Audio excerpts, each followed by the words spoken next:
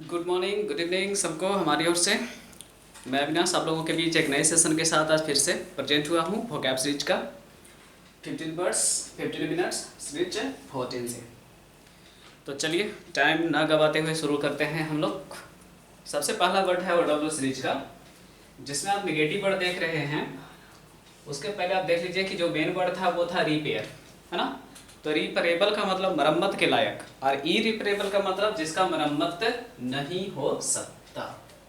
ठीक है, तो लिखेंगे दैट व्हिच कांट बी, और पैसिव के लिए क्या लिख दीजिएगा, रिपेयर्ड,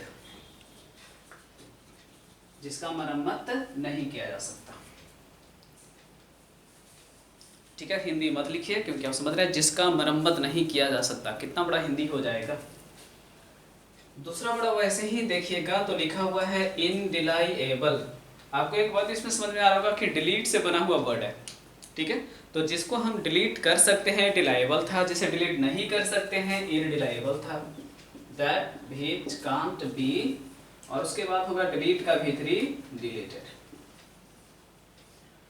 जिसको हम डिलीट नहीं कर सकते। सिंपल डेफिनेशन है। चलिए नेक्स्ट में है आपके पास में इनफॉलिबल। देखिए सबसे पहले फिर से इसमें समझते हैं कि इसमें मेन वर्ड कौन है। तो फॉल मतलब गिरना होता है ना। ठीक है, फॉल मतलब गिरना। अब गिरने की वजह होती है कि कहीं भी थोड़ा सा चूक होना, गलती होना, तब तो इंसान गिरेगा। किसकी चर्चा हो रही है? इंसान की, कि जो इंसान गिरता है तो फॉलिबल, और जो कभी नहीं गिरता है, कभी गलती नहीं करता है लाइफ में, उसे कहेंगे इनफॉलिबल। ठीक है, तो लिखते हैं one who never makes mistake. ठीक है, one who never makes mistake, Infallible. अब इसका दूसरा डेफिनेशन भी आप क्रिएट कर सकते हैं। एक तो ये हुआ ना कि जो कभी गलती नहीं करता। अब ये भी तो कह सकते हैं ना जिसमें आप कोई गलती नहीं ढूंढ सकते। चलिए तो ऐसे भी आप लिख सकते हैं to whom you can't found, sorry can't है तो फाइंड होगा V1, और उसके बाद क्या था, गिल्टी। जिसे आप कभी दोषी नहीं पाते हैं उसे भी आप कह सकते हैं इनफॉलिबल पर्सनालिटी। तो दो डेफिनेशन इसके आप यूज कर सकते हैं।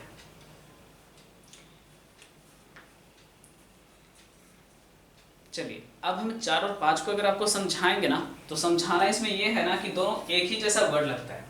इनएविटेबल का हिंदी होता है आपके पास में अनिवार्य, और इनडिस्पेंसेबल का भी हिंदी हो जाता है अनिवार्य। तो पहले क्या करते हैं ना कि हम लोग इसका दोनों का हिंदी थोड़ा सा डिफरेंट करते हैं। तो चलिए इनएविटेबल का मतलब लिखते हैं अटल। ठीक है, अब अटल बिहारी वाजपेयी की याद आ रही होगी थोड़ी थोड़ी, लेकिन वो अटल थोड़ा पॉजिटिव सेंस में हो गया। अचल का मतलब हो गया अनिवार्य हमारे लाइफ के लिए। अब इसी को कहते हैं अपरिहार्य। अभी भी लग रहा है कि कुछ खास समझ में नहीं आया। तो चलिए ऐसा करते हैं कि हिंदी डेफिनेशन को भी इग्नोर करते हैं और इसका ऑब्जेक्ट लिख लेते हैं। इनएविटेबल के बाद मैंने लिख दिया एक्सीडेंट। मान लेते हैं अभी हमारे यहाँ है जो कि काफ़ी प्रभाव चल रहा है प्रकृति का, और उसकी वजह से आने वाले तूफानों की चर्चा काफ़ी है। तो तूफान को भी हम लोग देख सकते हैं, यानी स्टॉर्म्स की बात कर सकते हैं। मतलब कुछ ऐसी चीज़ें ना जिसे आप प्रेडिक्शन तो कर लिए कि आएगा, लेकिन आप उसके रोकने के लिए कोई दीवार बना नहीं सकते हैं। ठीक है, that which can not be avoided, which can't be,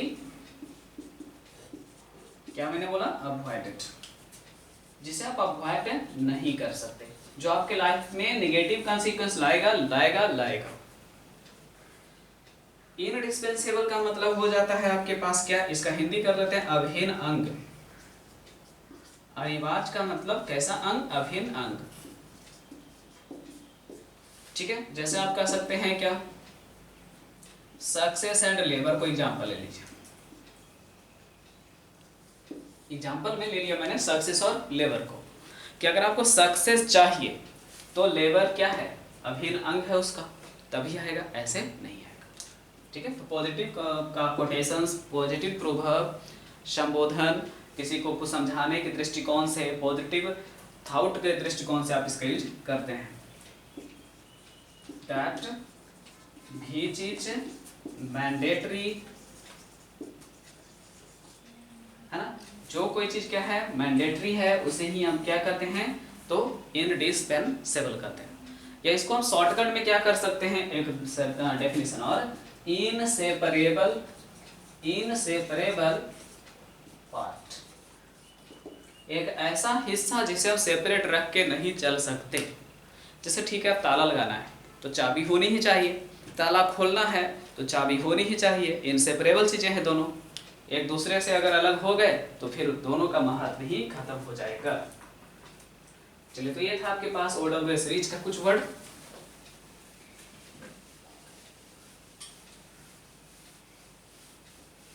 अब आते हैं फ्रेजल वर्ब के लिए।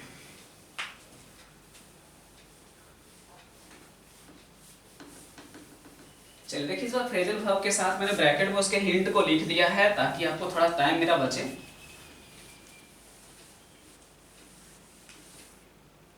तो शुरू करते हैं। देखिए सबसे पहले ब्रिंग के बाद अबाउट है, अबाउट का मतलब किसी के बारे में होता है, और ब्रिंग अबाउट का ऑब्जेक्ट मैंने लिख दिया है कि चेंज या डिसास्टर वगैरह का क्वेश्चन के अंदर क्या रहेगा चर्चा रहेगा। बैंकरप्सी भी रह सकता है अंदर में। कहना क्या चाहते हैं हम कि कोई ऐसा बदलाव आना या ऐसे बदलाव का कारण बनना जो नेगेटिव हो। तो ब्रिंग अबाउट का हिंदी होता है क्या अशुभ संकेत लाना, ठीक है अशुभ संकेत। अब ब्रिंग का मतलब लाना होता ही है, ठीक है। अब डेफिनेशन तो हो गया ये हिंदी में, इंग्लिश में क्या होगा काउज टू हैपन। हैपन का मतलब होता है घटित होना, तो किसी भी घटना के घटित होने का कारण बनना, ठीक है। तो ब्रिंग अबाउट का मतलब हो गया डिसास्टर वगैरह लाना या किसी भी प्रकार का कोई भी आपके इस मतलब लाइफ में घाटा वगैरह के सेंस में भी आ सकता है। 7 नंबर को तो हम फ्रेज मानते ही नहीं हैं, इसको हम सीधे मानते हैं कि ये कंपाउंड कॉम्बिनेशन होता है। जैसे क्या होता है आप बोलते हैं आई बिलोंग टू, मान लेते हैं आपको कोई जैसे ठीक है कम्युनिटी है ना, मुस्लिम से बिलोंग करते हैं तो मुस्लिम, क्रिश्चियन से तो क्रिश्चियन। अब देखो हुआ क्या, जो आपने यूज किया ना कि मैं बिलोंग करता हूँ हिंदू कम्युनिटी से, मुस्लिम कम्युनिटी से, क्रिश्चियन कम्युनिटी से, बुद्धिज्म से, जो भी, तो यहाँ जो बिलोंग टू लिख रहे हैं उसी सेंस में आप यूज करते हैं किसको कम ऑफ को। वही मैंने लिखा भी है कि कम ऑफ का ऑब्जेक्ट में कोई उत्तराधिकारी रह सकता है, कोई पुत्र पुत्री का क्वेश्चन आ सकता है, किसी संपत्ति को रखने का सेंस आ सकता है। मतलब हिंदी होता है इसका संबंध रखना या संबंध होना, किसी चीज का वंशज होना, ये सब हिंदी होता है, ठीक है। अब इसका सब्स्टिट्यूशन क्या लिखाएगा तो आपको मैंने लिख दिया ऊपर में बिलोंग टू, ठीक है। तो ये होता है कम ऑफ, संबंध रखना या किसी का वंशज होना।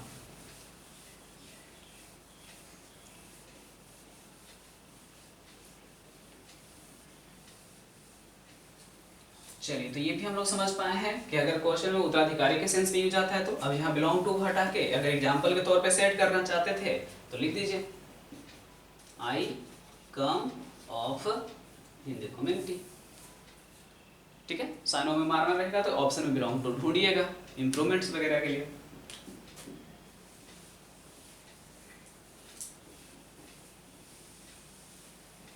चलिए अब आते हैं नेक्स्ट कॉम्बिनेशन के पास में।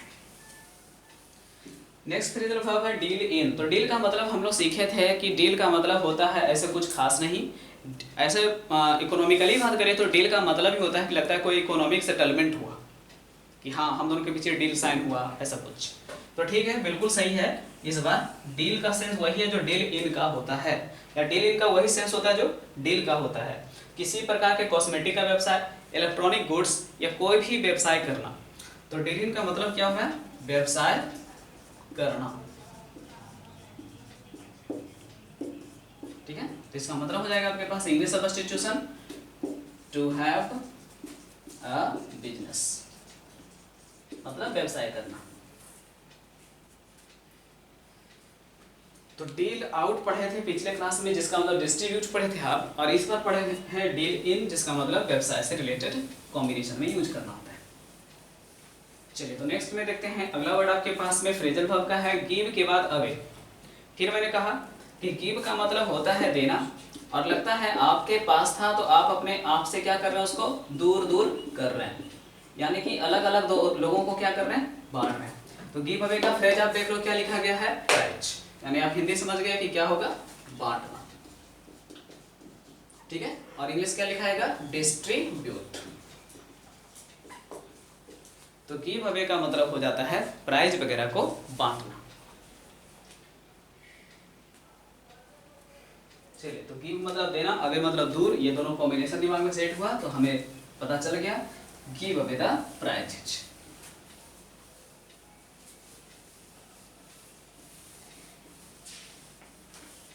चलिए तो नेक्स्ट आते हैं फ्रेजल वर्ब जो लास्ट है।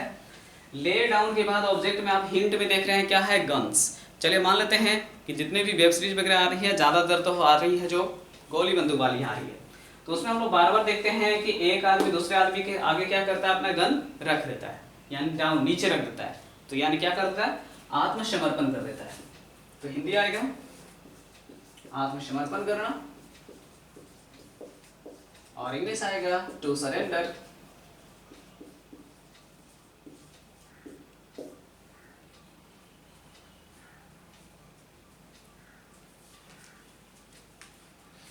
चलिए अब देखो टू सरेंडर हटाओ, इससे तो कॉमन वर्ड हम लोग और क्या क्या सीखे थे कि अगर हम गिव के साथ क्या लगा दें, इन, है ना, तो गिव इन का मतलब भी होता है सरेंडर करना।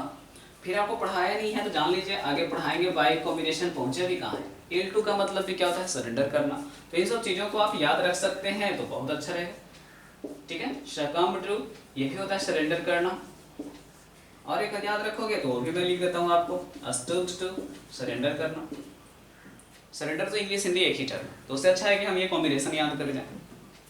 ठीक है, तो जितना स्पेस आपके पास है आप ऐड कर सकते हैं।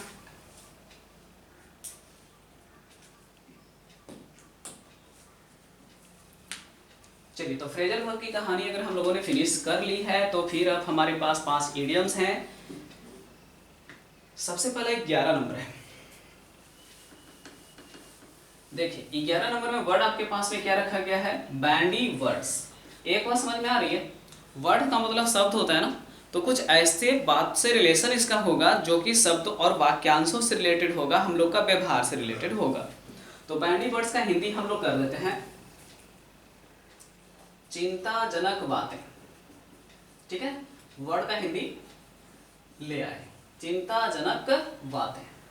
चलिए इंग्लिश क्या लिखाएगा, काउज ऑफ एंग्जाइटी। तो वर्ड जो था आपका वही आपका हेल्प इसमें कर दिया। तो बैंडी का मतलब चिंताजनक, ये याद करेंगे क्योंकि वर्ड तो हमको याद है, ये था।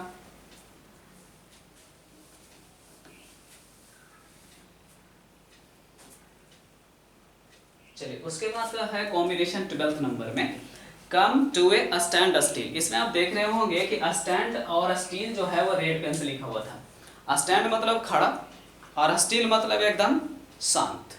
समझ में आ रहा है, यानी कि लगता है कि कोई इंसान जो है वो मोशन लेस हो गया है, एकदम अस्थिर हो गया है। तो come to a standstill का मतलब ही होता है थम सा जाना, थम सा जाना। इंग्लिश का लिखा जाएगा रिमेन कांस्टेंट, रिमेन कांस्टेंट। जैसे कि अभी हम कोविड-19 के केसेस इंडिया में देख रहे हैं कि बढ़ता जा रहा है, और हम लोग एक्सपेक्ट कर रहे हैं कि बढ़ने के बजाय कम से कम टू ए स्टैंड स्टिल तो हो जाए, पहले थम तो जाए, रुक तो जाए। ठीक है ना, फिर हम लोग घटाएंगे उसको। चलिए नेक्स्ट में आते हैं, डाई इन हार्नेस में बोल्ट है डाई। डाई का मतलब ही होता है गुजरना। आप समझना है कि इन हार्नेस का मतलब क्या होता है। तो मान लेते हैं कि इन हार्नेस था ही नहीं, इन जॉब था, हो गया, तो डायरेक्ट इंग्लिश टू इंग्लिश याद करेंगे, die in harness equal to die in job. तो भाई लिखोगे तो ज्यादा अच्छा रहेगा, भाई इन जॉब। ठीक है, अलग बात है यहाँ दो प्रीपोजिशन आया है, इन जॉब यहाँ पे एडवर्ब का काम कर रहा है। चलिए तो वही होता है जॉब के दौरान मृत्यु होना, डाई इन हार्नेस। 40 नंबर मैंने आपको फ्रेजल वर्ब राउंड में पहले भी पढ़ा रखा है सीरीज में कि एक आउट इनकम, यानी इनकम को क्या करना, संतुलित करके चलना, कि जितना हम खर्च कर सकते हैं, जितना हम सेविंग कर सकते हैं, उन सबको मैनेज करके चलना। तो एक आउट का मतलब क्या होगा, चलो इंग्लिश में लिखते हैं, मैनेज करते चलना, ठीक है, मैनेज करते चलना। इंग्लिश आपके पास लिखा हैगा टू मैनेज या सप्लीमेंट क्या चीज को भाई, वंस इनकम, ठीक है। तो अपनी आमदनी को मैनेज करके चलना या तो पूरा करते चलना, सप्लीमेंट करते चलना। चलिए लास्ट करते हैं, फ्लेश एंड ब्लड। अब देखो फ्लेश का मतलब मांस होता है और ब्लड का मतलब खून होता है, और ये दोनों किस में पाया जाता है, जितने भी सजीव प्राणी हैं, नस्वर प्राणी हैं उसमें, ठीक है। और अगर हम कभी किसी का फ्लेश और ब्लड बहा देते हैं तो चर्चा किसके लिए ज़्यादा होती है, सबको पता है, एनिमल और बर्ड से भी कहीं ज़्यादा हम लोगों के लिए। यानी कि फ्लेश एंड ब्लड का जो चर्चा है वो किसके लिए आएगा, मानव के लिए। तो इसका हिंदी होता है मानव स्वभाव, और बड़ा कंफ्यूजिंग कॉम्बिनेशन है, ठीक है। सीजन में आया था तो एक बार हम खुद भी कंफ्यूजन में गलत कर बैठे थे, आप लोग ये गलती ना करें। तो फ्लेश एंड ब्लड मानव से रिलेटेड है, मानव स्वभाव हिंदी होता है, इंग्लिश हो जाएगा ह्यूमन नेचर। चलिए ठीक है, तो ये था आपके पास जो सीरीज 14 फिनिश हम लोग कर पाए हैं। बाकी पीडीएफ में आप इसको प्रैक्टिस करके बढ़िया से रिवीजन कर लीजिएगा।